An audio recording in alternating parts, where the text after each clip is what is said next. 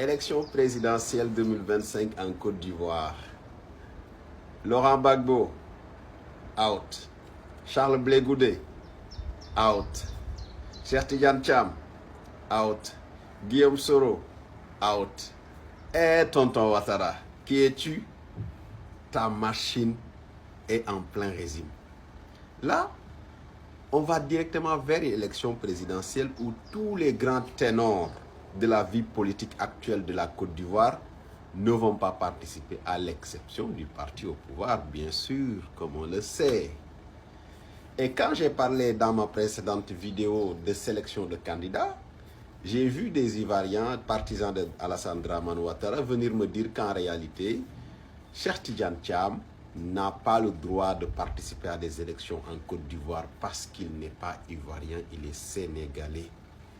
Et il s'appuie sur le nom et l'origine de ses parents. Et ça me rappelle une question, ça me rappelle un sujet pareil sur Alassane Dramane Ouattara, qu'on accusait d'être un Burkinabé. Aujourd'hui, ces mêmes personnes qui défendaient Ouattara de ses origines, ce sont mêmes personnes qui s'attaquent à Cheikh Tidiane Cham, disant qu'il est sénégalais. Même il y a quelqu'un qui m'a dit, ouais, il serait bien pour être un président au Sénégal. Mais Cheikh Tidiane Cham n'est pas sénégalais. Il n'est pas né au Sénégal, il n'a pas de pièce d'identité sénégalaise, pas de nationalité sénégalaise, il n'a jamais vécu au Sénégal. Donc, en quoi, du point de vue républicain, Cheikh Tidiane Cham peut être considéré comme sénégalais? Je ne le vois pas. Et l'article 48 qui l'exclut ne concerne pas les gens qui ont la double nationalité.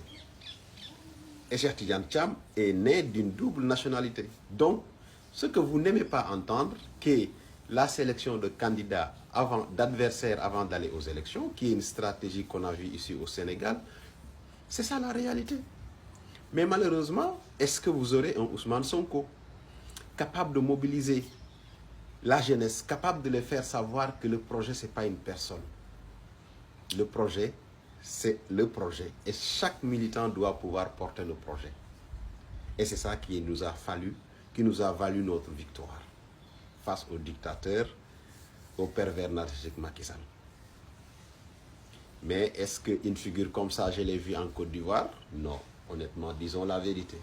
Est-ce que ces gens-là qui sont éliminés aujourd'hui des élections présidentielles, malgré leur recours et tout rejeté, est-ce qu'ils seront capables de créer une grande coalition et de choisir avec désintéressement une personne qui va porter le flambeau et mouiller le maillot comme Ousmane Sonko l'avait fait pour son excellence Bassirou Diomaye Diakhar Faye? Je ne le crois pas aussi. Donc c'est dommage, on aura une élection sans les ténors de la vie politique ivoirienne. Chaque ténor a eu son motif, je ne sais pas. En tout cas, la justice a considéré que pour chaque personne, il y a un motif qui fait qu'il ne doit pas participer aux élections. Il ne peut pas, juridiquement éliminé. Ce qui est vraiment dommage. J'aurais voulu que les Ivoiriens puissent vraiment choisir librement leurs dirigeants. Parce que la liberté de choisir un dirigeant, moi en tant que Sénégalais, j'ai dit que c'est une question de dignité. C'est une question de droit élémentaire. On ne doit pas le priver à quelqu'un. Et si vous éliminez un candidat, toutes les personnes qui avaient voulu voter pour lui, vous les privez de leur choix, de leur dignité, de leur liberté de choisir. C'est dommage. Toutes ces personnes-là pouvaient participer. Ouattara avait eu le même débat. Pourquoi à chaque fois cela revient la notion d'ivarité? Non, dans la République, l'origine des parents ne détermine pas la nationalité. C'est les textes qui déterminent, ce n'est pas du tout les origines des parents.